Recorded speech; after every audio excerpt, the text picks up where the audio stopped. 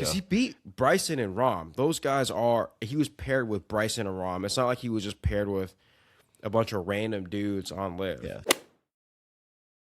All right, we back, man, and I'm going to let it be known right now. Shout out to that homie, Collin Morikawa, but this weekend is all about Anthony Kim. Majority of this podcast will be about Anthony Kim. So be ready to lock in with the kids again, man. But we got some great things to talk about. Like I just mentioned, we're going to break down what happened at Adelaide. Anthony Kim getting a historic win after, 10, 12 years? It's been a long time, man. Collin Morikawa winning a signature event. Where'd this guy come from? And lastly, we're going to be breaking down the signature event, the next one, the Gents Invitational. Didn't make say lastly. And then we got Charley Hull winning the lead event, which was a good win for her. Don't think the field was that stacked, but winning golf is hard in its totality. So, again, good win for her. And lastly, we're going to be talking about the importance of confessing sin to one another. So, again, I'm Geremy Davis, host of Golf and Gospel, and this is my co-host, the best PT in all the Southwest, my homie Nate Wong. I'm going to keep it that short because we're going to jump into it right now. Nate, let's get into LIV Golf, bro. Anthony Kim, first off, he signs with the Aces. Mm-hmm. And there were some questions like, why would they sign this homie? We look in the past, he's been relegated. He hasn't been that good. I believe his best finish in the last 2 years on LIV was like maybe a T25. So there was some questionings and like, why sign this guy?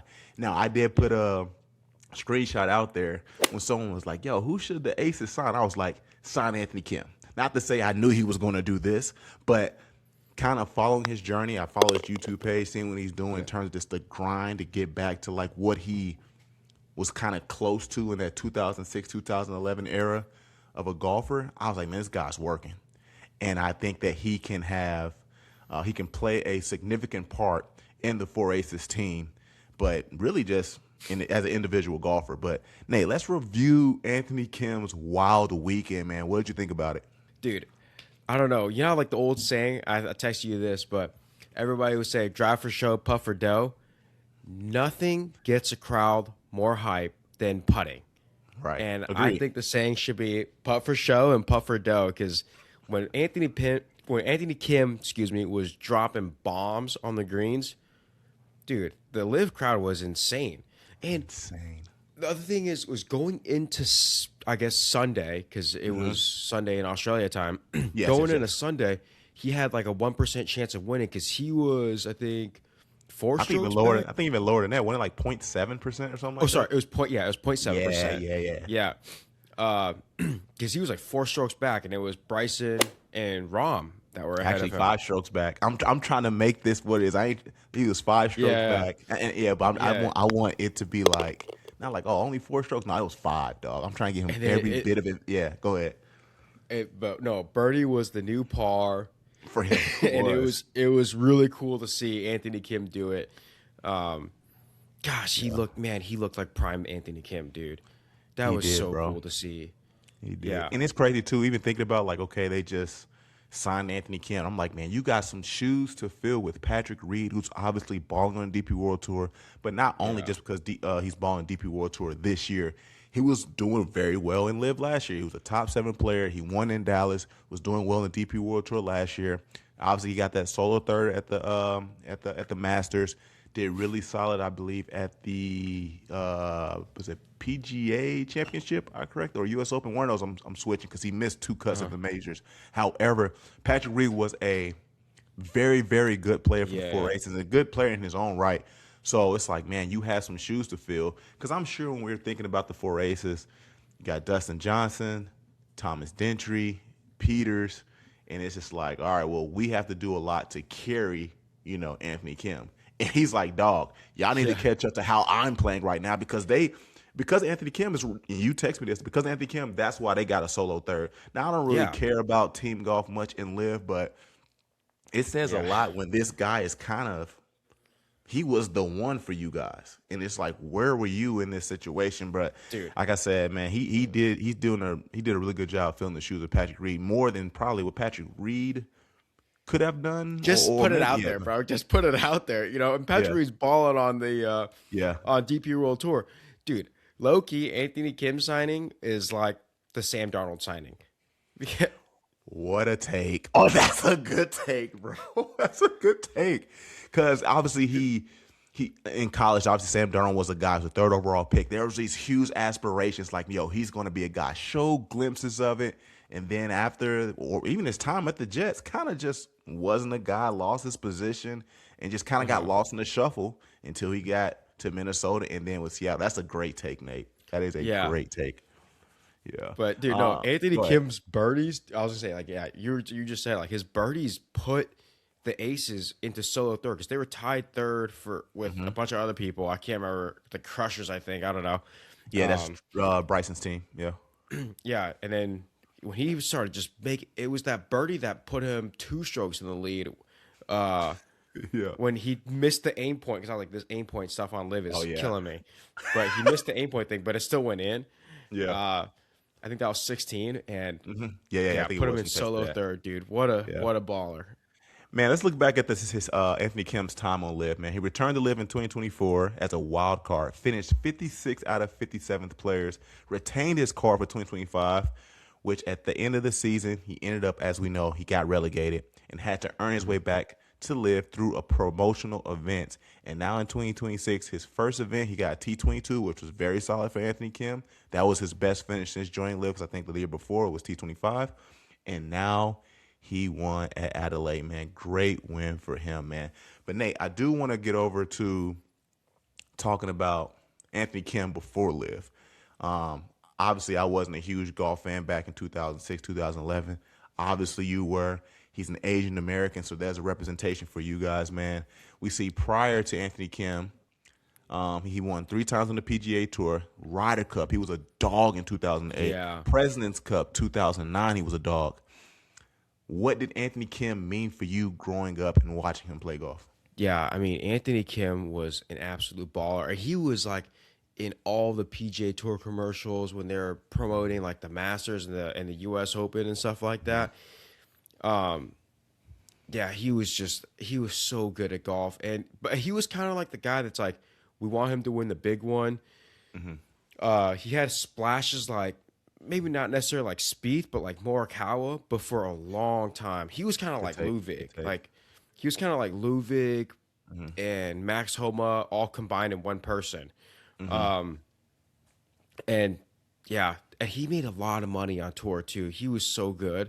But yeah, we just couldn't win the big one. Couldn't win the major. But it was really cool to see, just knowing prime Anthony Kim and seeing him contend with guys like the Tigers of the world and the Phils of the world, the VJs and the Ernies, then going to beat the new kind of top dogs of the world today is really cool, you know?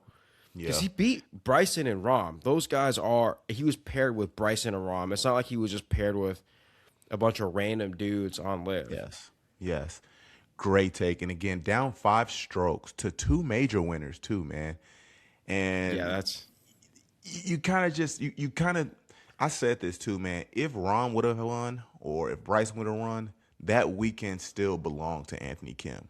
But this even projected even more after getting the victory. And it's just crazy because prior to this, there were some issues with him and his visa. They like, dog, he doesn't have a visa to go play in Australia. What are we going to do? So whoever ended up getting that visa for Anthony Kim, I mean, shout out to you, dog, because that did a lot, obviously, for Anthony Kim, but that did a lot for golf.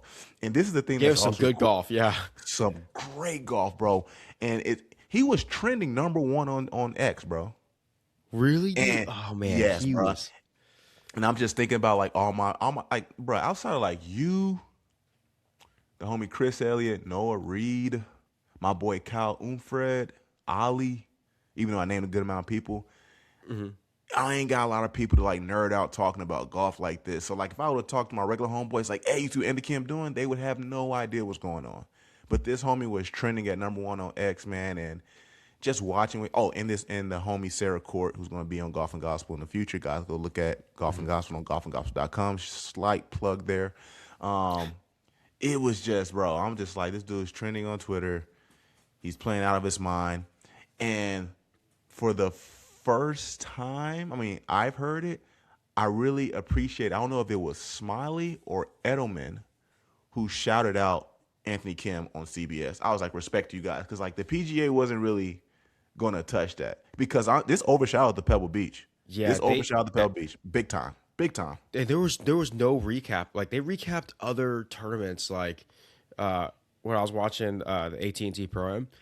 Am, but yeah, like no shout out. Yeah, I think it was Smiley Kaufman that did that. I can't remember. Yeah, I I can't remember somewhat either. because you couldn't see them, but yeah, they Yes, shouted it out. yes, Yeah, yeah. And I was like, big respect because, I mean, I think the Golf Channel did. I think the Golf Digest page did, but I was like, PGA Tour ain't gonna touch it. But I'm like, man, this is yeah, the something. rivalry. Yeah, and it's crazy too, man. Because shout out to Liv for giving him this opportunity because I don't think the PGA or the DP would have given him this opportunity, bro. So without obviously as much as people hate Liv, we got to see one of the more historic moments in golf for an icon like In Anthony sports, Kim, man. In dude, yeah, sports, dog. and the other thing too is like the story is of like him being like having the addiction issues, Yep. having the mental health issues, and Yep. then the physical health issues too, and then overcoming all of Achilles. those. Yeah, and then overcoming all. Well, he like injury exempted himself from the PGA Tour. Because I remember Hmm. like when he quit, I was like when he was done with the PGA, it was like big news, Hmm. and I figured out I was like, oh, he got hurt. Um, I think there was like they were trying to be more low key about like the addiction issues, but Hmm. I think like golf fans kind of knew he had these addiction issues, and it's probably good to just kind of let him take care of that. And then he was just gone, and like no Yeah. one heard about him Yeah. until Liv signed him. So actually, like shout out to Liv, and I think the Golf Channel, or maybe not Golf Channel, but the PGA Tour has to put that aside and just celebrate one of their Him. alum doing Him. well. Yes. Yeah, because he's Absolutely, still bro. PGA Tour alum. You know, it's like Yes. like if you're a part of like, the Chargers organization, you're Hmm. Chargers alum, and if you do great, you got to celebrate that. And Yeah. yeah, so shame on the PGA for freaking letting the Hey, rivalry get in the way of celebrating like an awesome like victory story. absolutely. It's kind of like, even though the Chargers traded away Drew Brees to the Saints, it's like when Oh Drew Brees yeah, got into the Hall of Fame, the Chargers yeah, they still claim like posted about it. Yeah, yeah, like bro, yeah. we drafted you in the second round, like you played for us, bro. Like we're happy to see you made it into the Hall of Fame, and I think the PGA Tour should have celebrated that. And we never know, maybe they will after the weekend's over. You know, they got to Yeah. finish making their million Scotty posts and stuff like that. But hey, man, we'll see, bro. But here's the question: does this make Anthony Kim a needle mover for Liv?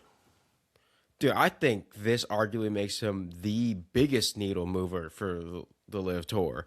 You know, dude, there was a moment last week, dude. Last week we were like, Liv's over. They lost Reed. They lost Brooks. Brooks.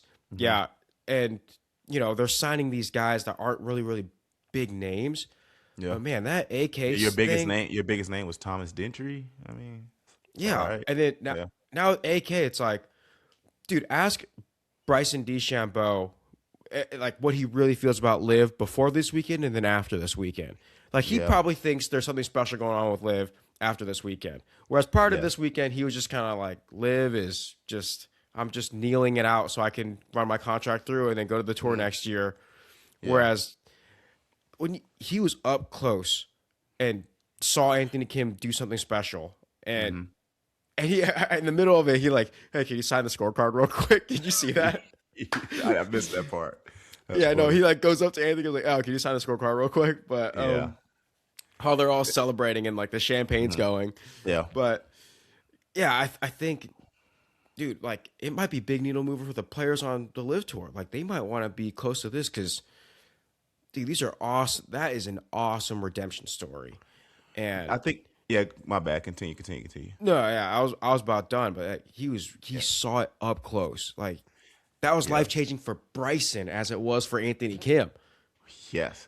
And this is what I kept saying. I was tweeting about this from the Golf and Gospel podcast X page. Guys, go follow that, bro. I know Rahm and DeChambeau had to feel like, let's say like you're one of those FCS or D1 AA teams you're playing against like a LSU and Alabama, and like you're neck and neck with them, and then like you throw a pick to the LSU Alabama team and the crowd erupts and like you're like, bro, I don't even know what environment I'm in right now. And I feel like Rahm and DeChambeau felt like that. Like no matter if they did something good, it was probably like a little bit of celebration, but the uproar for Anthony Kim, they're probably like, Dude. what environment? Like, I'm on the road right now. And it's just Yes, like dude. crazy. Like, how do I silence the crowd? And you could not silence the crowd because Anthony Kim was playing so amazing, dog. This is the other thing I want to say in regards to needle mover. We think about this. Liv has signed Dustin Johnson, John Rahm, Cam Smith, Patrick Reed, Brooks Koepka, Bryson DeChambeau, Joaquin Neiman.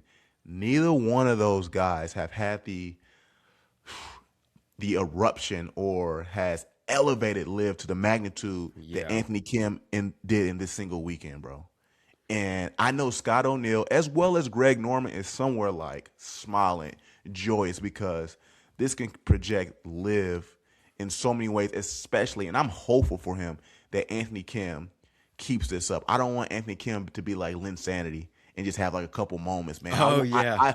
I hope that he's like, yo, I'm showing to be a threat, bro. I am showing to be a threat. The last thing I want to talk about in regards to Anthony Kim, bro, is do you think that he can get into a major this year? Tall task to ask, but how do you feel about that? Dude, I think someone's got to invite him to something. Got to. Yeah. But yeah, dude, I honestly wonder what the live ratings would be, or how this weekend in Australia the ratings were compared to previous, or just even just their posts, like just like their Instagram posts or something Yeah. like that. Yeah. I bet you it's got way more impressions and all the measurables than anything else they've done. And Yeah. Yeah. and it so think about it like this: if he's that big of a needle mover for live, he would probably be maybe not just as big, but quite a big needle mover for the tour. If they invited him to the U.S. Open, the Open, the Masters. Yeah. The thing is like the Masters already markets itself. That's the only problem with the sure. PGA Tour, Yeah. or maybe not so much the U.S. Open, but like a lot of these tournaments already market themselves. So he might not be as big of a needle mover, but Yeah. man, I just think the impressions, especially after this win, dude, he's gonna be up there. Yeah, man. I hope I mean, I know there are special exemptions, accommodations they can make for him. I know for me, and this is just how I've always operated, I want to see Anthony Kim be even more consistent. Like, he doesn't have to go on and win like the next 3 tournaments, but like be in the top 5, finish with a T7, maybe get a solo second or win another tournament. You make the argument before April. And again, tall task for him to get into the Masters, but you make your arguments like, hey, y'all find a way to get this man in. Unfortunately, obviously, the more you win, the more official world golf ranking points you get. Liv doesn't get that many. I believe obviously you get in the top 10, you get about 23. So he's going to jump up because I think he was ranked 847th in the world. So he's going to jump up, a significant amount, but not to the amount where like it gets him into the Masters, because I believe top 50 official world golf rankings get into the Masters. Yeah, And like it's obviously, automatic or something. yeah, Yeah. and like major winners and stuff like that. So I don't know. The committee for each major, think about it. Really Yeah, think like about it. because Like it. Go ahead. I was gonna say like who sends out the invites for the Masters? I mean, and you also can't deny that was amazing. Dude, he had like 11 putts on the back nine. You know? Yeah, bro. When you texted me, you was like, "Yo, he's birdied half his holes." Yeah, dude. He like I swear I think the back nine like the 2 pars were the two putts, and then after that it was just 1 putt. Yeah. And so you I need to can't look deny up that it's what good golf. club. I need to look up what clubs Anthony Kim use, man. Oh shoot! I- I forgot to look that up. I was thinking that. I was like, what putter is he using? Because obviously, as golfers, it's never the golfer, it's always the clubs. And I'm just like, yo, what Yeah. clubs is Anthony? Because even to give him more credit, his scrambling was good. That shot he had like between the trees was amazing. Obviously, his putting was fine. But bro, his approach shots was looking amazing. I had to go back and like kind of like study his swing. Look at his swing. I'm just like, man, this guy has a good swing, man. Just Oh, he's got a Scotty. So he's Callaway Scotty Woods, Cam- and then Callaway Woods, and then Titleist everything else. and then Scotty Cameron, which we talked about Scotty last week. Cameron, that is, not the golfer. When we talked about how Ricky Fowler just switched over from Lab to Scotty Cameron. So big money made for Scotty Cameron this weekend, man. If anyone was curious on what Andy Kim was using, but shout out to him, man. I want to see him get into a major, bro. Again, I don't know what Dude, has I to know. happen, outside of his control because he can go and win as much as he can. I think because the PGA Championship is the weakest of the four majors, you find a way to get him in there. You find a way to Yeah. get Anthony Kim Or in the there, man. players. Sneak him in the players. I don't know because it's an actual PGA event, Yeah. like the PGA of America event versus the actual PGA event. He won't get into the players. Dude, But what are you think, about to say? think about how cool this would have been to see like Anthony Kim on Sunday going against someone like Chris Gotterup last weekend. Or at a Phoenix Open where it's kind of like you said, live adjacent in terms of like crowd reaction. Well, I was just thinking like their performance, like if they were both putting that well, because Gotterup was Yeah. like at the Sony, Gotterup at the Sony, like he was putting really well. You know, like dude, that would have been cool Yeah, if we I could just agree. dude, someone in the majors needs to make it happen. So we can, and then Scotty today, because did you know Scotty made 151 feet of putts? That's on so Sunday crazy. at- Yeah, dude, bro. if we yeah. had those three guys in the final pairing, dude. What if That that was? gallery What would've if that been was the crazy. Masters? That gallery Yeah. would have been super crazy, bro. A Scotty gallery with the Anthony Kim gallery. When Chris got her up and how he's ascending in the game, his gallery would be flat out amazing, man. But like I was saying, PGA Championship being the weakest of the four majors, you got to find a way to get Anthony Kim in there. Yeah, sneak No him in. disrespect to Michael Block, but that story is kind of ceased, and we keep trying to make it relevant. Now, that's not to say that I want Michael Block to play bad or he can't do it. If he goes out there and do it again, awesome, bro. But like, Yeah. find a way, PGA Championship, if obviously in the Masters someone else can't do it. But let us know your thoughts in the comments, man. Anthony Kim balled out this weekend. He is indeed the talk of golf thus far, man. Question I do want to address here, dog.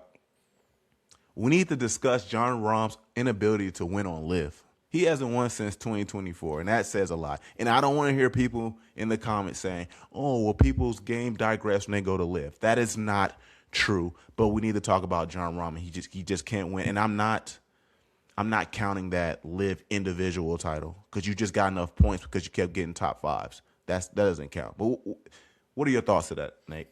I don't know. I think winning is everything. So, as an athlete, winning is everything. And dude, he had the lead, and he just pissed down his leg. You know, just you Mr. know Go what 30. down his leg, and then his putting performance was the opposite of Anthony Kim. Horrible. He was even for like majority of the day. I know. I mean, he made one birdie somewhere early in the front nine, and then bogeyed, and then what he did he birdie like 17 or something like that, and kind Something of like that, but it was too somewhat late though. interesting. Yeah, I think it was. it I was think way I too think late. yeah. Once he got to 16, I'm like, Anthony Kim, you can take a knee. You can take a knee. Yeah. Let the clock run out. Dude, and that's kind of low key. Like same thing with Bryson is just their putter goes cold.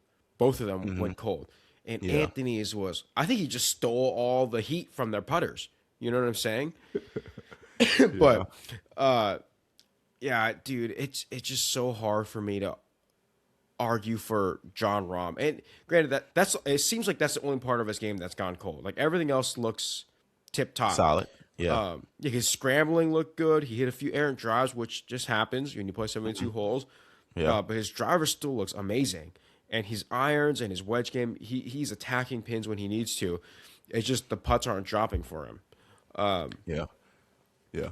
yeah. I think it still goes back to what I said earlier, man. I think the gallery had Rahm shook.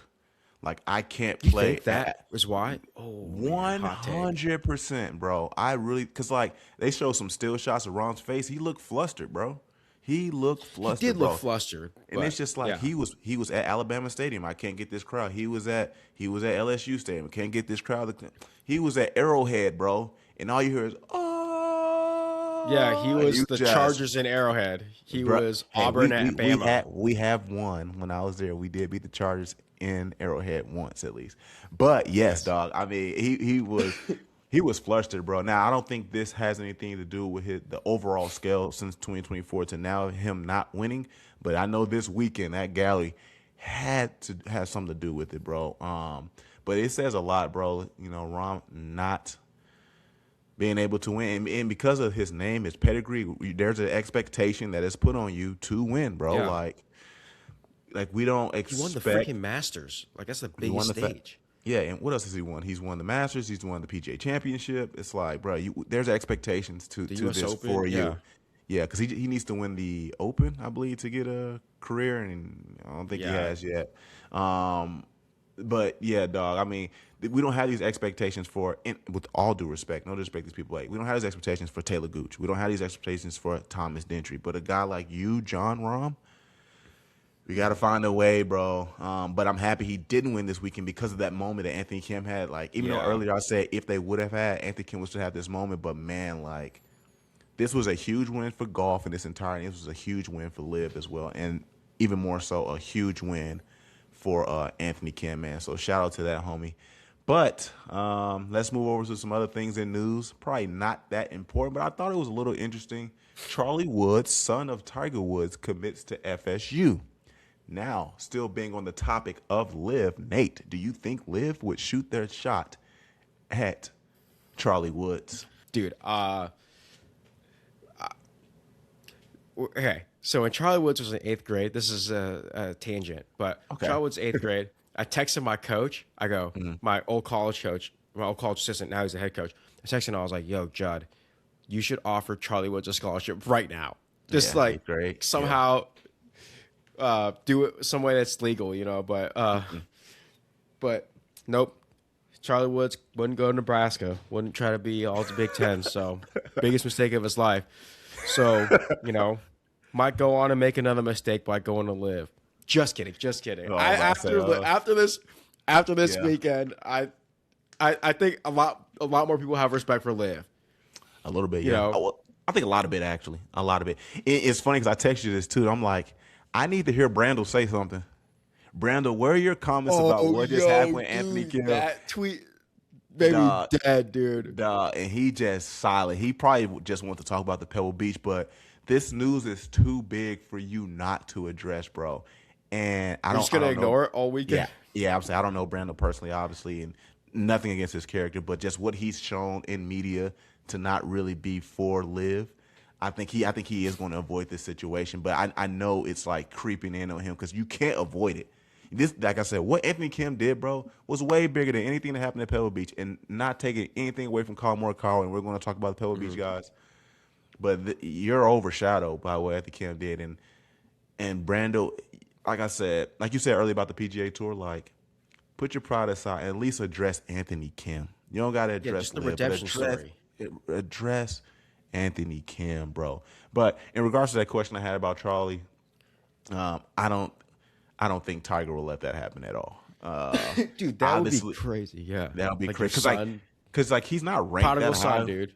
I know, right? He's not ranked that high in terms of world golf rankings, but like he's a name where it can definitely increase, revenue and the audience for LIV, maybe a little bit more than obviously add more to what Anthony Kim just did. But I doubt Tiger lets that happen at all. So yeah, Charlie Woods probably just gonna play at FSU. What do you think? Yeah, go ahead. I feel like before this weekend, it's like, what do you think LIV would have offered him? Now I feel like LIV is like, we're LIV now, like we're a legitimate league. Yeah, but then that's why I said I hope Anthony Kim. I hope it continues and makes it. Dude, I know that's so. I mean, this is the thing too. Is like, yes, LIV signed him, but then to be where he was this weekend, he had to earn that. He did, Yeah. Mm-hmm. So, yeah. Like I said, he had to do well at LIV promotion events because he got relegated. Relegated. Like he had to earn where he was this weekend. The other stuff like before was, I don't want to say handout because he earned it with his play, in the early 2000s. But right, dude, yeah, yes, I guess today, what he did today was, he earned that, dude. He earned it. He did. But, man, let's move over to the PGA Tour, man. Shout out to Collin Morikawa. Like, I'm not trying to belittle what you did. It's Anthony Kim's weekend. But Collin hasn't won in a very long time. And I was very nervous for him because I'm like, yo, this homie might choke it away like he did at the Arnold Palmer against Russell Henley. And he was close to doing that because I'm like, yo, Minwoo Lee might pull this off. And shout out to Minwoo Lee for playing some really, really good golf. Because 18 was playing pretty scary. The wind off the coast.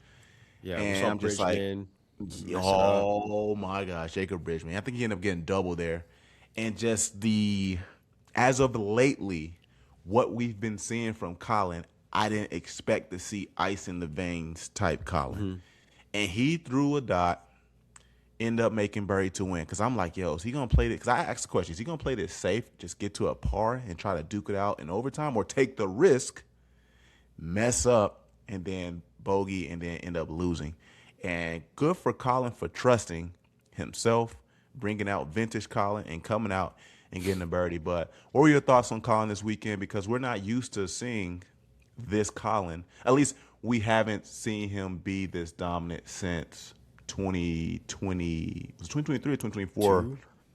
I think it's no. What year was it? Like Scotty, Xander, Collin, and Wyndham. Like they were like top four. Like the last Ryder Cup. So 2023.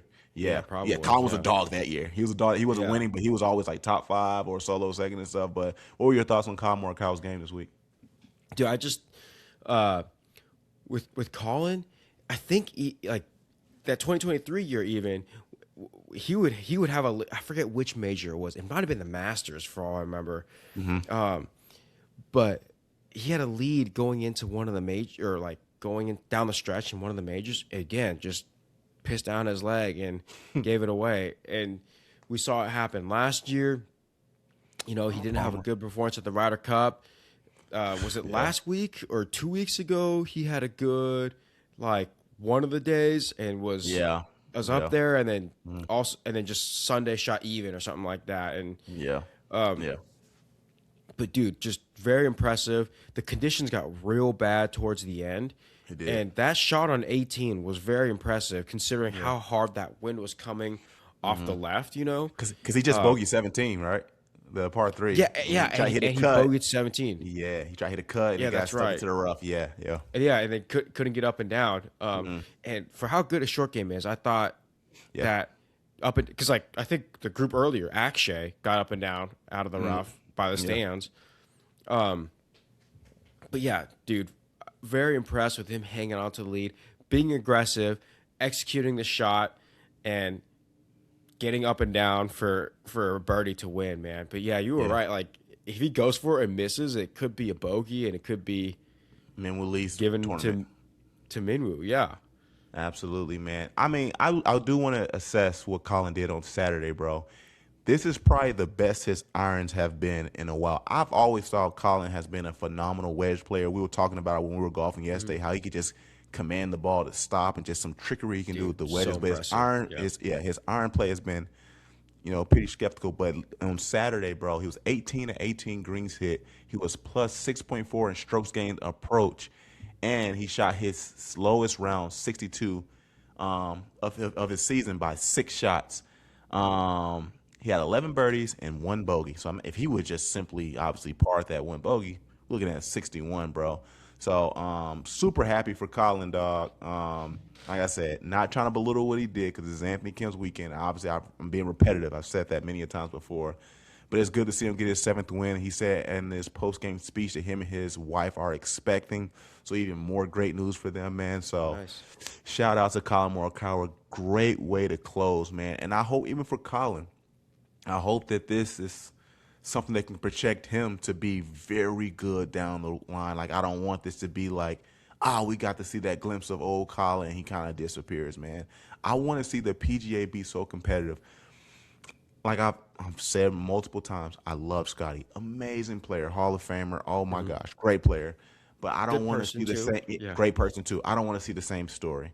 And we've gotten lucky that it's not the same story because Scotty has just been playing bad in round ones. If Scotty was playing halfway decent in round ones, he would have won 3 times already.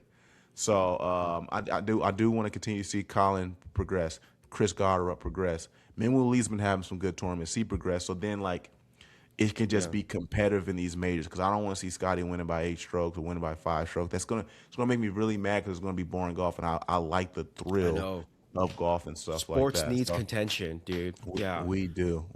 And again, Scotty stands are going to hate that. They want to see him win by 4 or 5 strokes because that's their favorite player. I get it. But as overall sports fan in golf, I like seeing, I say this loosely because it's cool to see Scotty mess up in the first round, and the way he climbs back, that's impressive. that's impressive. Because like I think it was like 3 weeks ago, I was like, I want to see some tension, bro. Like I don't like just I guess I'll win by 6 strokes instead of 7. Like I like this. Like dang, like this dude is fighting, bro, man. So Yeah, well, the other go thing ahead. too is what would be cool is like, I mean, not that I wish this upon Scotty, but like if we get got like Collin hasn't won in a while, and then when he wins, it's like yes, like we're so happy for him. You know, if Max Homa comes back and starts balling, we'll be so happy. Yeah. If Scotty starts to go in a little lull and stinks for a little bit, I think we will be like, dude, we kind of miss Scotty. You know? Yeah. I no, and this is my thing. Like I said, I don't have a problem with him winning. It's in the fashion of how he wins that it's like really boring. You know what I'm saying? Contention. So like if he would have won the Phoenix Open, impressive win. Oh my gosh, if he'd have won this weekend, what an impressive win, bro. And like I said, it's just so crazy because if he would just play halfway decent round 1, people would not have been touching. I think Scotty's aura is intimidating. That I think people would just be like, well, I guess we're fighting for second here because of what Scotty's doing. So, yeah, we'll see if he can obviously get out to a strong start from here on out, and see what that does for Scotty for the rest of the year. Now, I did want to talk about some key players. We already talked about Collin. We talked about Scotty. I want to hear your thoughts about your guy, Viktor Hovland. There was some weird things going on with him this weekend. Things that dealt with some floaties, throwing an umbrella into the tree on 18. Oh, Man, yeah. what are your thoughts on Viktor here? I don't know. I would say just a frustrating weekend. Dude, sorry, go back a little bit. I do want to say, dude, was TPC Scottsdale a lot more challenging than Pebble Beach? Because the scores were way lower at Pebble Beach. And you know what I'm saying? Like Scotty played better. Yeah. Collin played better. The winning score, what was it at TPC? Like minus 17? I believe so. And this weekend was minus 22, something like that. 22 under, yeah. Yeah, just saying. Anyways, but going back to Viktor. Desert golf versus links golf, so it's, Dude, but it's like, it's also like by the beach and it's windy. The conditions were worse. I think. Yeah, good point. Yeah. If I was gonna say Pebble Beach is harder, but I just think TPC Scottsdale was playing harder by the way they had the grain. They pressed. Yes. Dude, the greens were glass out there. So yeah. Good point. Worth throwing out there. Right. But yeah, I think very frustrating weekend for Viktor Hovland with his woods, and I think I told you this. Ping's got to figure out his driver before he switches to Callaway. Yeah. I mean, yeah, it sucks because, and I go back and I've said this multiple times, the trajectory that Viktor Hovland was on at one point in 2023, you kind of just wish he stayed there because he started to tinker and try to figure out new things. And I'm always like, if it's not broke, why are you trying to fix anything? Now, yes, he ended up going on to win, I believe, Valspar beating Justin Thomas. He actually had a great state shot debut last week at the Phoenix Open. But now you're back to searching again, man. I think tinkering for him is his downfall. Like, I understand the tinkering when something's missing. Like, I'm nowhere to the pedigree of these golfers at all. You guys who've watched Golf and Gospel, or you should go watch Golf and Gospel. You've seen how I play. But, like, for me, I wasn't putting well inside of 10 feet, so I switched to claw grip, and it's been working for me. I say that loosely. But it's like I have a reason to tinker. He's just tinkering for no reason. Now that he's, like, playing, I won't say he's playing bad because he did good at Phoenix Open, but, like, I don't know. It's almost like when he started, like, have like a little miscue. It's like, I need to find a quick fix. Let me put on these floaties. Let me do this. From the outside perspective, in the comfort of my home, I'm saying this. I don't know what's going out there on the course, and I don't know what's going out there with Viktor Hovland. So obviously I can be totally inaccurate, but from my perspective, that's what I see in him. It's just like just a little bit of strain in his game or something like that. He just goes on like just tinkering and just trying these new things. And it gets to the point where it's like, now you're playing bad golf because you've tinkered too much. And, yeah, I mean, I hope this isn't something for him that carries on for the rest of the season because I mean, luckily he did just win last year, so like, there's no worry about losing status or anything like that. But just again, he's kind of like I said about Rahm. We have expectations for you, bro, and I don't want to see him. And I say this super kindly, I don't want to see him become what LIV is becoming right now. Because Oh, don't put that out there. we had these ideas of like LIV being a No, top you're right five though. player, Yeah, and it's he's like ascending. yeah, and now it's like Yeah, Victor, you're gonna tinker your way out of that conversation, man. out of Next person, relevancy. Yeah. right? Next person I want to talk about is Rory. First week back, I think solid golf for him. But any thoughts about Rory coming back this week? I don't know, like 15th. I'm not sure exactly what the outlook is. I don't know what his mentality is. If he's like, That's true.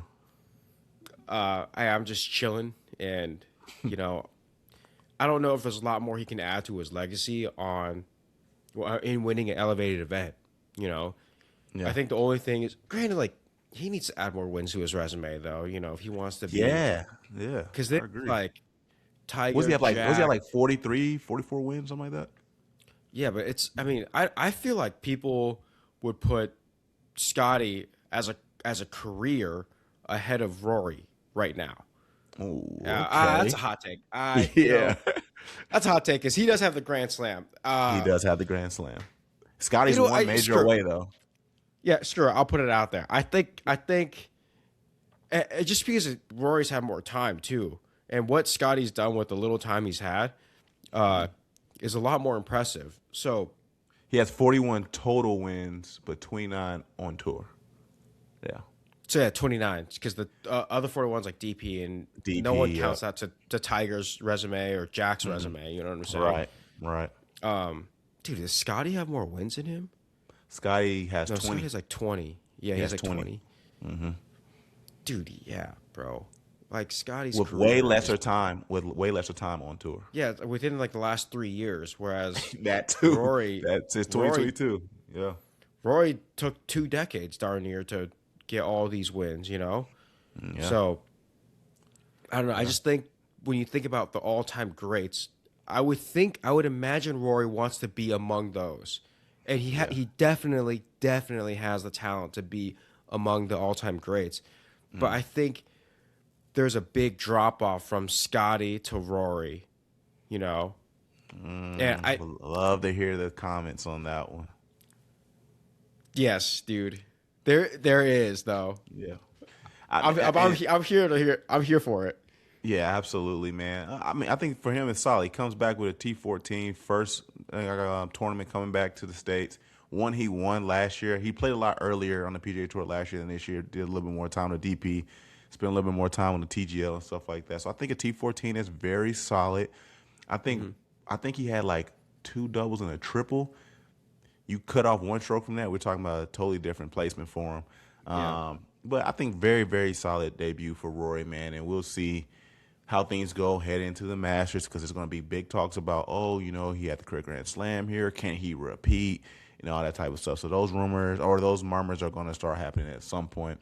Next person I want to talk about is Sam Burns, bro. And maybe this is more, as you say, Nate, I'm going to go on a tangential talk here, however you be saying it. Go for it. Sam Burns, man, last year we bragged about his putting so much. He was the best putter on tour. But one thing you said, which made so much sense, man, is Sam Burns the #1 putter on tour when he's trying to win or when he's putting for 20th? And unfortunately, bro, we see that to be true, man. Day 1, strokes gained putting, he was 1. And he was at the top of the leaderboard. I think he was like top 5. Dude, Day yeah. 2, strokes gained putting, went to 16. Day 3, strokes gained putting, went to 64. Day 4, strokes gained putting, went to 38. So anytime Sam's in contention, his putting just disappears. And I'm saying this because I like Sam Burns. I want to see him win. He hasn't won in a long time, man.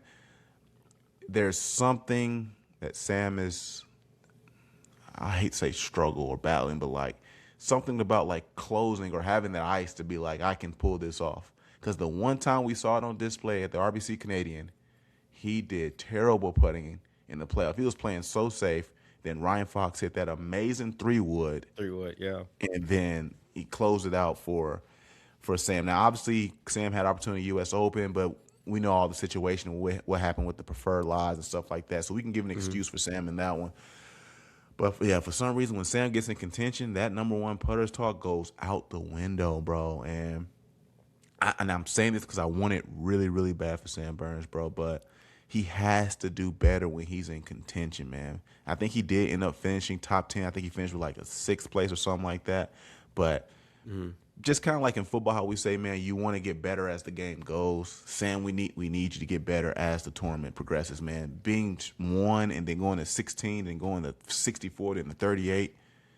And golf is something like only you can control. It doesn't matter about how everyone else is putting. Like, that's up to you.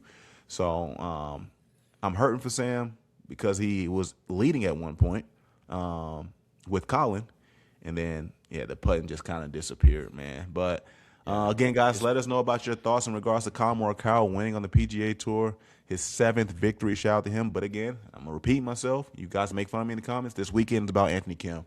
But, Nate, let's move over to the next signature event. We got the Genesis Invitational at the Riviera Country Club. Par 71, 7,300 yards in its total.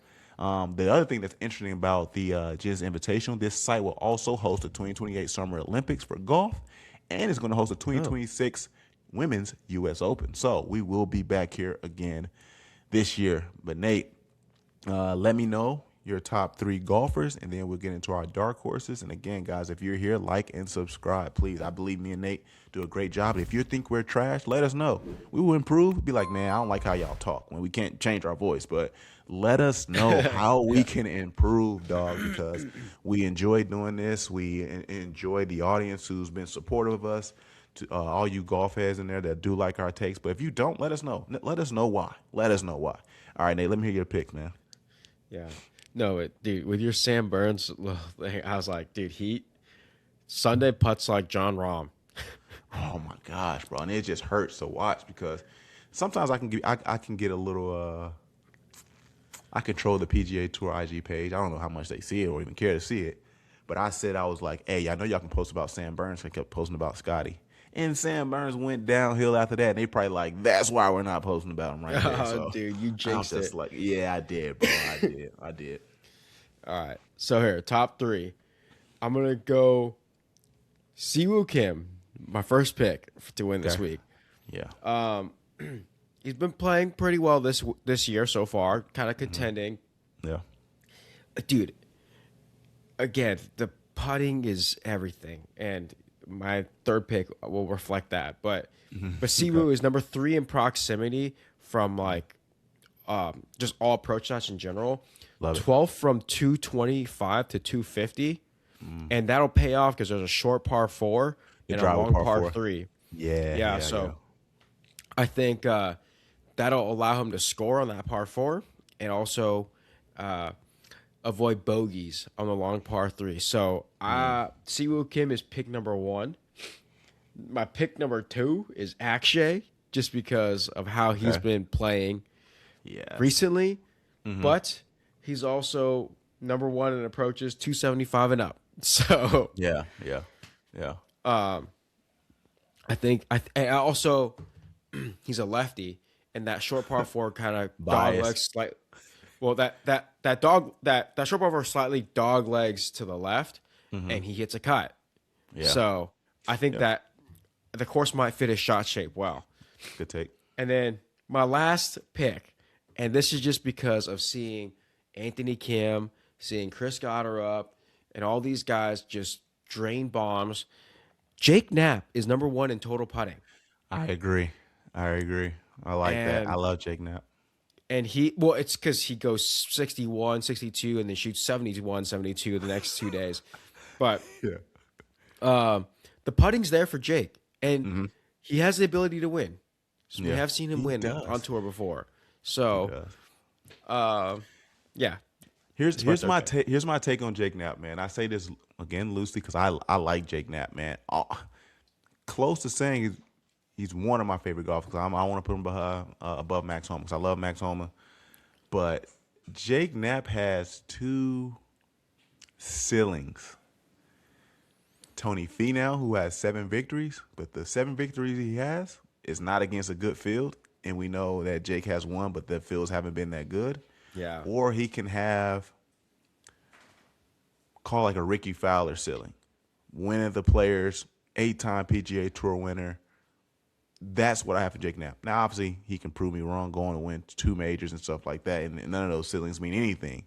But too many times, at least this year, Jake Knapp has been floating at the top of the leaderboard, makes a crucial mistake on some hole, then like does like something crazy, like, oh, I just eagled hole 18, and now I'm in top 5. And it's just like, if you didn't have those 2 bogeys 2 holes ago, we're talking something different, bro. That's like Scotty this weekend. Eagle 18 is like, oh, well, now I'm.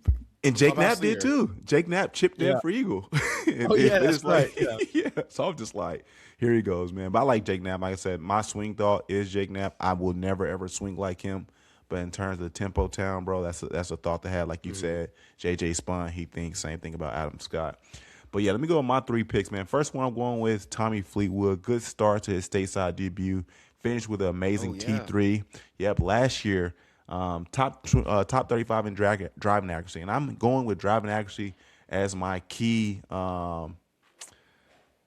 stat this week because obviously I hope I pronounced this right. The Kikiu fairways and the roughs offer unique challenges because the ball can get stuck there. So if you're accurate, we ain't got to worry about that. So I'm thinking about driving accuracy, and obviously we only have one tournament to kind of assess Tommy Fleetwood. I did watch him play a little bit on the DP World Tour as well. But I think Tommy Fleetwood can have a good chance here. Yeah. Absolutely. I don't think we're going to have to wait all the way to the Tour Championship to see Tommy Fleetwood get a victory. So I like Tommy Fleetwood. Let's hope not. Yeah, right. Next person I'm going with is Maverick McNeely. Was close to winning this last year. Lost to Ludwig, who unfortunately this year has been non-existent. And Maverick just been like simply like a steady Eddie, man. Like top 25 guy. He's gotten a top 10 and stuff like that. Plays some solid golf. But I think kind of the reminiscing on last year and what happened at this tournament hopefully comes to do good for him. And he got his brother Stout on the back. I've met Stout before. We've been in some Bible studies together when they do the Phoenix Open. So I like the brotherly love there on the back. So really hoping Maverick McNeely can pull one out. It does counter my methods, though, in regards to driving accuracy because he's ranked 129, which isn't that good. But I think that he can overcome that because of how well he did at this tournament last year. And lastly, I'm going with the guy who was top 6 in FedEx Cup points, got an automatic qualifier to the Ryder Cup. Harris English, man, top 15 in driving accuracy, shows his ability to score, being ranked 6th in strokes gained off the tee. Top 20 in scrambling, too. So if he does end up in that, Kikiu grass, I think he can get himself out of it. And outside of the other big names like a Scotty or Rory and Tommy and stuff like that, I think Harris English has the most realistic opportunity to win this weekend in regards to my top 3 picks, man. So, Nate, would love to hear your dark horses. Yeah. Yeah, I was thinking about picking Harris English. That was a good pick. Okay. Yeah. All right. My dark horses, okay, first dark horse is Ryan Fox because Jake Knapp, number 1 total putting, is number 2. Ryan Fox. And putting wins championships. I think I'm gonna go off putting like the whole year when I pick players. Yeah, for sure. So, that's dark horse number 1. You know, it's funny though. I don't know if it was 2 podcasts ago. You said, you know what? I'm going off green and regulation or so like this. Yes. Oh no. Yeah. It was approaches. Yeah. Switched his whole method. Yeah. Hey, I watched the tape and this is the halftime adjustment. There first quarter adjustment. There it is. Yeah, bro, dude. It's just when you watch Anthony Kim, when you watch that, how can you not be convinced? Because he wasn't hit. He was the shortest hitter in that group. Bryson and Rahm were hitting it by him. The other thing too was he was always the first one out, and on the green, because Rahm and they're throwing darts. Rahm and DeChambeau were always, and that's low key. That's probably why Rahm didn't putt well. Was because Anthony Kim was always further away. Granted, except for 16 and a few other holes. I remember he was always further away, and he would make the putt and then be like, "Follow that up." Everybody's cheering. He's like, "Hey." That's why I was saying, dog, that in the gallery, bro, Rahm was shook, dog. He was shook. Yeah. So, anyways, that's after watching the tape for the first quarter of the year, putting is probably the stat to go with. Got you. My other dark horse pick, I kind of wanted to pick Pearson Cootie, but I'm Yeah. not gonna Okay. because his putting he's 67th in stroke gain putting. So I'm gonna go with Sam Burns because hey, this is the thing. Sam Burns is due for a win this year. After watching him play, he is due for a win this year. I hope so. So I hope so. We'll see. We'll see. My first dark horse pick, Hideki Matsuyama, man. We talked about him being streaky, and obviously his driver was not the best at the Phoenix Open, but steadily improved this week at the Pebble Beach Pro-Am.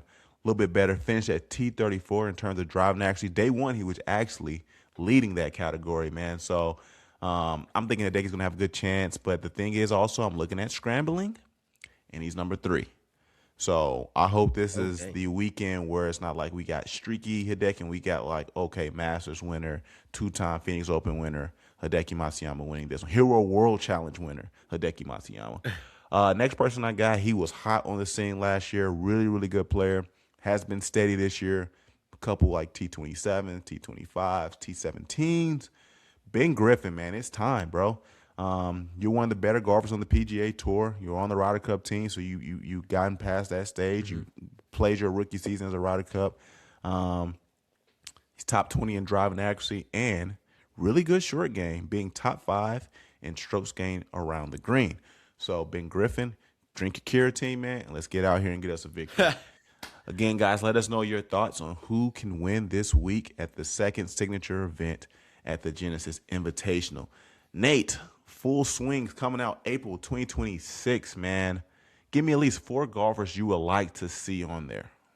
let's see. Last season, I would like to see Rory because he had the Grand Slam last year. I think that'd be really cool. He's on it every season, but this year, he I do want to definitely see the want to see behind the that. scenes. Yes. Let's see. I kind of would like to see Ben Griffin because Yeah.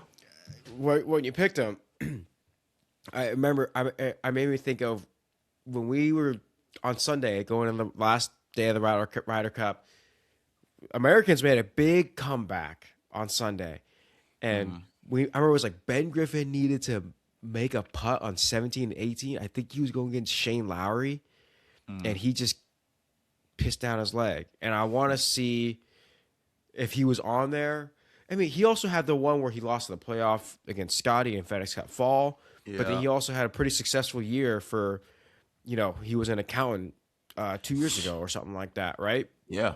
Yes. So he was kind of just a guy like, no offense, you and me. And and then now he's on the biggest stages of golf. Yeah. So it would be cool to see Ben Griffin. Let me see. JJ Spawn. You got to have US JJ Open. Spawn. US Open. But like, I don't know if they followed him from the beginning when it was like he lost to Rory at Sawgrass on Monday. On a Monday. Your only hope would be that they got footage of Rory going and then they can just be like, we got some B-roll of JJ Spawn in that moment too to build towards that situation. But like just like the interview, it's like, hey, I'm JJ Spawn. This is my 3rd year on tour. Like that would have been cool. And then it's like, oh shoot, he won the U.S. Open. Yeah. In a really cool fashion too. Right. Let's see. Do they follow LIV?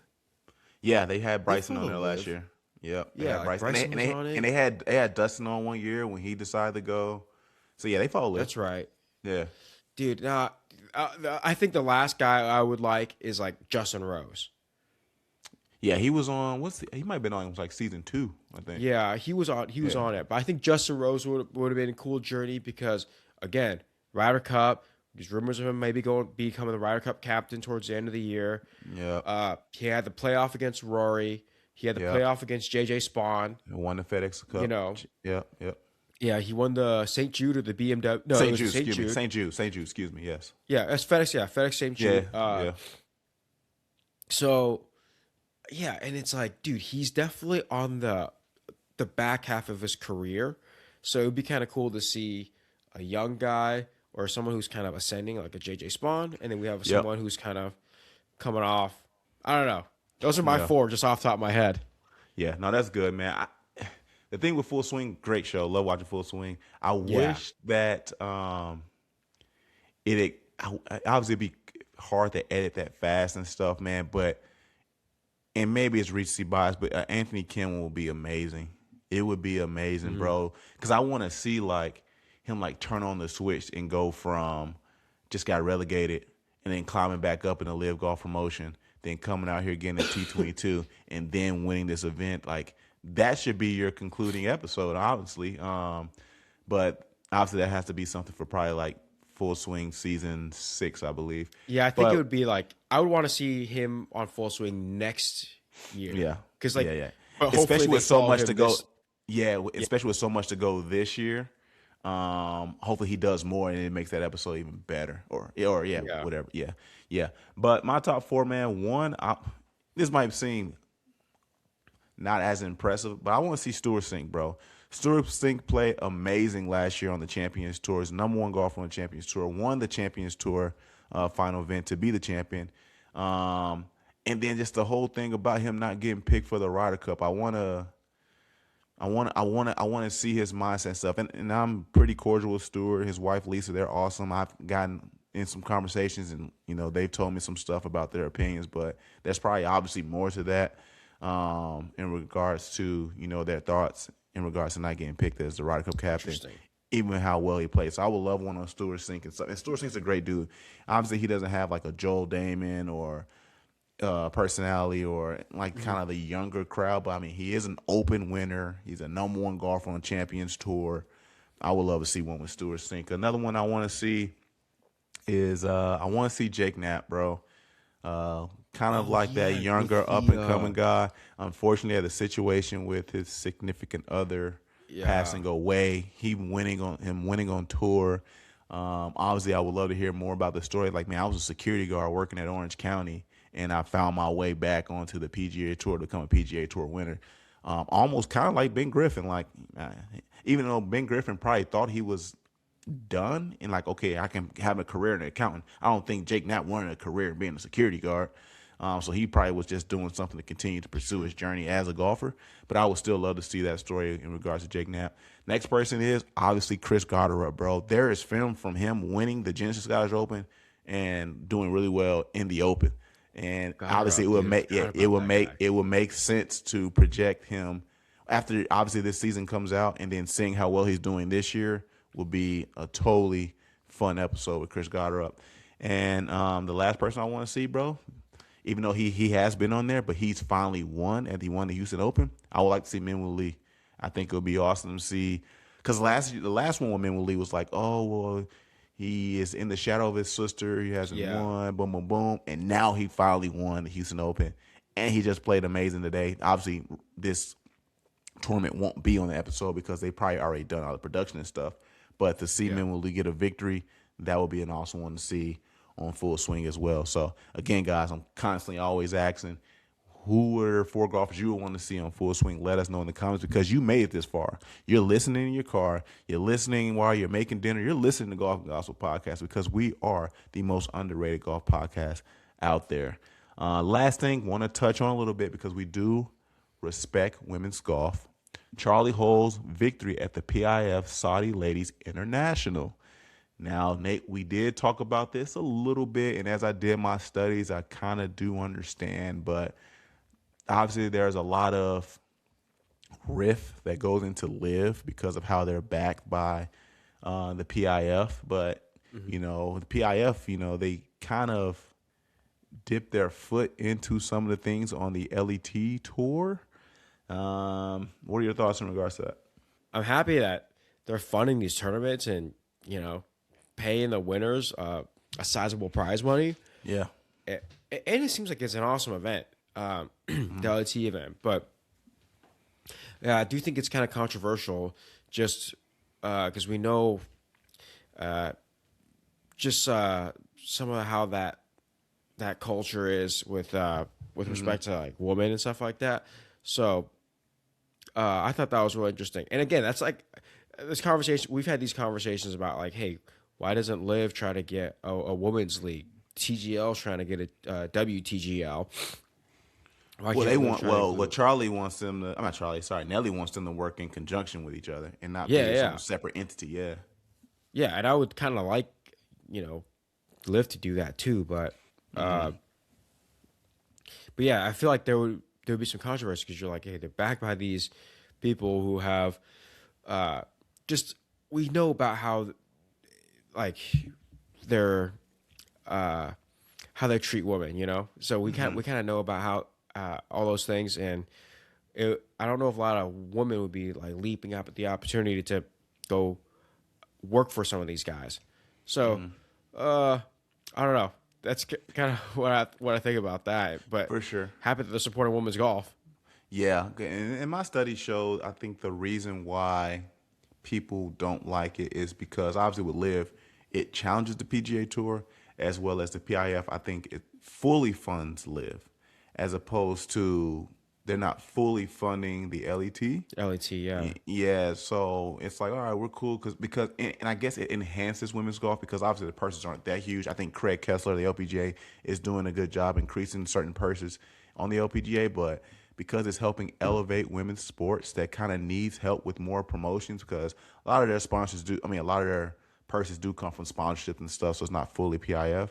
I think that's why there's not a lot of riff about it when it happens to the LET, um, but yeah, obviously on the other note, it would be crazy to see if LIV can get a women's league or have them work in conjunction with one another. The only thing that's scary about that, because I do love the LPGA a lot, is like, man, if they were to lose like a Nelly, a Charley Hull, a Lexi Thompson, the LPGA probably would fold because Yeah. there are big enough names on the PGA Tour that would leave and still be okay with guys who are on the PGA Tour. You lose those big names because, like I said, LPGA only likes advertising Nelly and Charlie. You don't really see them advertise anyone else, man. So if you were to lose someone like that, that would be super tough. But in its overall, shout out to Charley Hull for getting a victory on the LET, man. Great win for her. But guys, man, if you've been here this long, please like and subscribe. We're going to move over to obviously the gospel portion of this podcast. We're called Golf and Gospel Podcast. And Nate, I want us to discuss the importance of confessing sin to one another, or just as men expressing our emotions and feelings, to one another. I don't feel how Nate feels. That's just a regular sneeze for me. Yeah. I'm a little under the weather still. Yeah. But yeah. How well do you walk this out? I'll say that. I could be better, but I definitely have like a group of guys we used to meet. We haven't met up in a minute though, but just dudes from my church, we just meet up and just talk about life and break things down. I mean, I feel like this is such an overly cited verse, but as iron sharpens iron, one man sharpens another. But a cord of three strands is yeah, but a cord of three strands is not easily broken, and stuff like that. So I think this kind of goes back to our conversation about should you go Godly to friends? in person? Oh, okay. Well, Never mind. Sorry. godly sorry. friends, that too, Yeah. but about going to church versus just showing up online. And like church isn't about a sermon, because sermons are forgotten. Even if you write it down, like 10 years from now, a sermon's going to be forgotten. But you know what won't be forgotten? That friend that you made at church. So the church is about relationships and growing as a community, and then becoming the 2 or 3 strands that are uneasily broken. And I think the community is also a part of sanctification. I think that's. I always say, whenever someone awesome is in my life, I'd always be like, you know how I know God loves me? Because he put Geremy in my life, and having someone like Geremy in my life sanctifies me because, I want to walk out my faith a little better. I want to grow closer to God. And I also want to profess my faith in a public fashion, So, Yeah. but yeah, all this to say, I think that, that's something super important. That's something I definitely could be better at in just Yeah. getting my group of guys and then just being like, yo, like I'm struggling with this. And we talk about praises like, yo, these things are going great for me too. Yeah. Good point. Yeah. No, But yeah, I what's your love that take? take, bro, and I also appreciate you, man. Because like I said, I tell Eric all the time, I'm grateful for Nate's friendship and stuff too. So, I want to affirm you in that as well. But for me, bro, because obviously stereotypically men are not good at confessing sin or professing our feelings about anything. We like to hold It's things in. I true. think it's a little bit better nowadays, but back then, in a masculine community, if we've grown up a toxic one, we're always told to like, withhold those feelings, man. And I want to kind of do something here. I want to compare some of the secular studies I found in regards to expressing our feelings and our emotions and confessing as men, man. It says seeking therapy and speaking about your feelings lowers anxiety and depression symptoms, improves emotional regulation, improves physical health markers, strengthens relationships, and reduces suicide risk. So a lot of us will look at them like, that's great. Let me go confess. Let me go express my feelings because it's a good thing. And it's funny because from a biblical standpoint, it's been saying that. James 5:16, one of my favorite verses, says, confess your sins to one another that there may be healing, that the prayer of a righteous person is in the works. But for some reason, when we express it as a James 5:16, we're like, oh, I don't want to hear that Christianese type Bible stuff. But the secular studies back up what James 5:16 says. Confess your sins to one another that there may be healing. And we see when you seek therapy and you speak about your feelings, lowers anxiety, depression symptoms, improves emotional regulations, and so on and so on and so on. So we see that the Bible is true in regards to confessing. So in regards to what you just said, man, I do have good friends. I have amazing friends, but in terms of like Bible-based friends, I have some great ones, bro. I lost one of them with what happened with golf and gospel. It was just like a weird situation. He was one of my great friends that I can confess sins to, but he's no longer in my life. But I got my buddies like my boy Tyrell Williams. People know me and Tyrell, man. We are brothers, dog. He's one of those guys I can confess sins to. My brother Hergy Mayala, dog, loves Jesus. He's the one. Herge just hit me up and confessed sin. I prayed over him like 2-3 days ago, man. So we walked that out. My boy Ryan King, my homie down in Jacksonville, Florida, I've known since 7th grade, loves Jesus, man. Another guy that I can confess sin to. I just think it's super important because when we see that those are the things that improve our lives, like, man, why do I want to withhold these emotions? Why do I want to damage my body?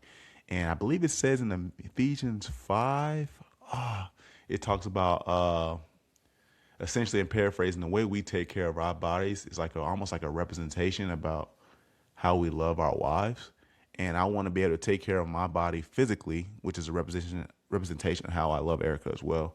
But I think going back to what we said in the past, man, having godly friends to confess sin to is very important because the way I confess sin to a secular friend versus a godly friend are two different things because certain sins might not seem bad to my secular friends, but my friends that I am in community with and we have a same understanding of scripture understand it. So another quick story. I remember this is probably like 2018, bro. Was walking a life of abstinence and it was tough. And I fell to sexual sin. I was like 13 months abstinence, bro. I was geeked. And I fell to sexual sin. And I remember I confessed to two boys who were trying to walk it out the same way. I hit up one friend. I was like, dog, let me confess this sin because of what scripture says. And I did that. And this homie was like, oh, well, hey, it's going to happen at some point. And I'm just like, dog, what? Like, that's not what I needed or wanted to hear. And then I remember I hit up the other homie and he was like, bro, I'm sorry to hear that. Let's pray. And that is the type of like friends that I want and I need in my life, man. When I can confess sin that I failed, that you are there to cover me and we see healing start to come upon my life, man. And again, with the secular studies and the biblical studies that show how this improves our lives, like why will we not do that more and more often, man? So I think community is great. I think there's an importance expressing our emotions. And Eric, my wife's gonna watch this and probably laugh because she thinks I don't. She thinks I'm emotionless, but I'm just chill. I'm just chill, Yeah, dog. we're If there's dudes, you some, know. yeah, I just be vibing because like I'm a lot of things to me, I am unbothered by, so I'm not affected by it. But if things do arise, it's like, well, I'm going to say this, or sometimes, I'm just slow to speak because it's like, all right, maybe they didn't mean it that way, or I'm not going to let that bother me, so I just kind of let it loose. But if something hurts me, I will express like, hey, bro, you hurt me. Or if I feel like something's going weird with a friend, I'd be like, hey, did I say something that offended you? I want to know those things so that reconciliation can happen. Now, there are times, Mhm. unfortunately, you can have moments where you confess in and the situation can be addressed, but there's still healing, but no reconciliation. Because sometimes people are just in your life for a season. And I've learned that a lot, especially being out of football. Not to say something happened, but I've had friends who I thought would be in my life post football, and I was only cool enough while I had the jersey on. So I am really grateful for the friends who love me unconditionally outside of the jersey. Um, but with that being said, I think as men, we do need to do a better job of confessing and expressing feelings and emotions because I want to see my friends who deal with anxiety have lower anxiety. I want to see my friends Yeah. improve on their, again, these physical markers. And obviously, with the height of suicide, I want us to be able to speak up too. Because when it says it reduces suicide risk, man, I want to see my friends healthy. And this obviously is applicable to females as well. But as a man, I'm just speaking on this manner because Yeah, because men, men, we're yeah, they terrible. hold it in more. Yeah, Yeah, and and we're taught that, which sucks. yeah, it's just, but yeah, mental health is physical health. God knows what's best for your health. There's another thing too. Hmm. There's like, so I don't know if you're familiar with like Framingham heart studies, but it's like a very, very Yeah, big go ahead.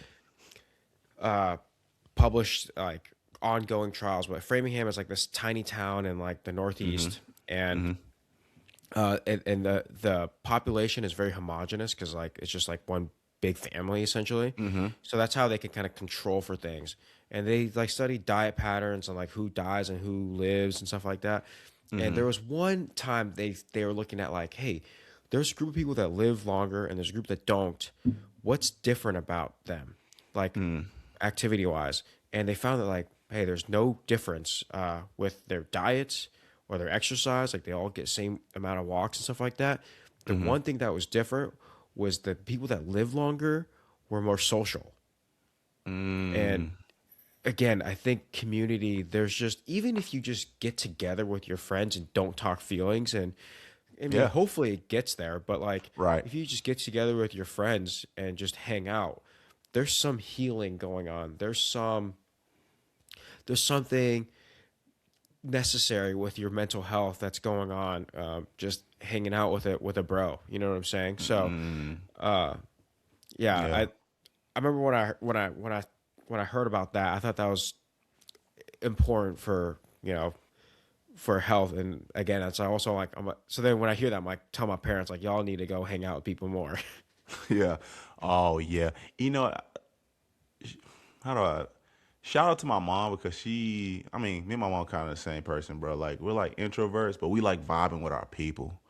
And Yeah. my mom is very adamant about, I'm about to go visit my son, Tyler. I'm about to go visit my daughter, Taylor. Well, I just blank out. And then I'm about to go visit my other son, Geremy.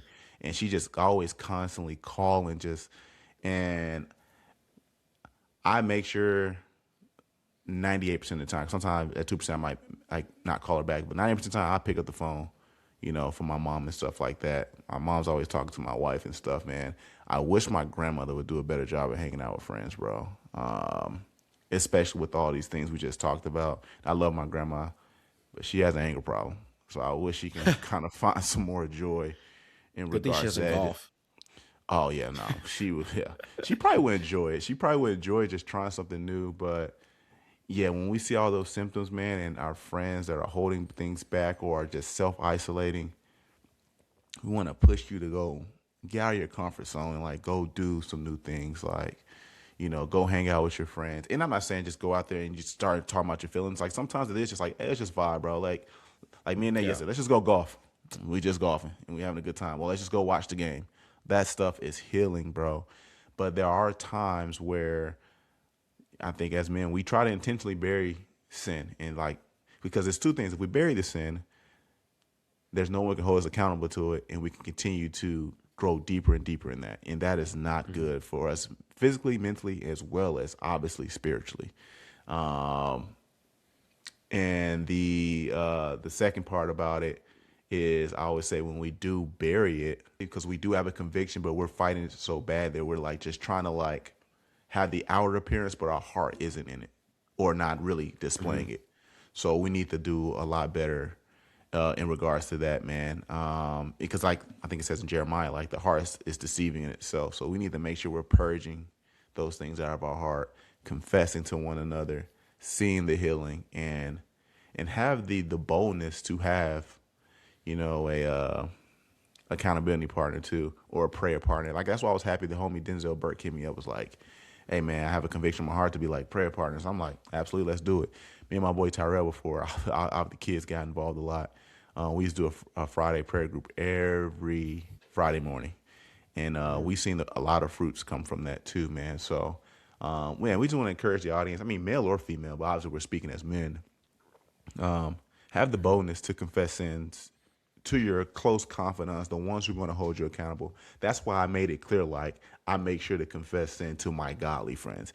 Because hypothetically, like I said in my story, confessing a sexual sin to a secular friend, they're going to be like, what's wrong with that? And like, you did what you did. And it's like, bro, you're not good for you. Yeah. Yeah, you're not understanding my soul here, dog. Like, Yeah. I want to grow closer to Christ, and that's not helping me grow closer to Christ. But those friends that love Jesus, bro, they're going to hold me accountable. I believe it says in James 4, someone who saves their friend from wandering saves their soul. And I want someone who's going to consistently save my soul and not push me towards sin, but pull me away. So, yeah, guys, we appreciate you watching this episode of Golf and Gospel Podcast. Growing a little bit on Spotify, so we thank you guys. Can go on Spotify, rate us, comment. We'll be super grateful. Also, again, like, subscribe, comment on YouTube. I did have one friend this week. He texted me and was like, man, love your podcast. Who you guys got winning the Pebble Beach? And I'm just like, well, you didn't get that far in it. So I'm going to just send you this timestamp and you can let us know in the comments, bro. So again, guys, like, subscribe, comment. And again, if you think we're doing a bad job, help us out. How can we improve? Let us know. Because when we get those, I'm saying this, you know, humbly, we get 150 views to maybe 600 views. All y'all watch, y'all have an opinion. Let us know. We would love to improve. But appreciate you guys, man. Can't wait to see you guys next week after the Genesis Invitational. And I'm not sure if there's a LIV event because they do theirs kind of like spaced out. Yeah, but if there is, if they do, I hope Anthony Kim goes crazy. Dude. And, that'll be awesome. And me and Nate will see you guys next time. Peace. Peace.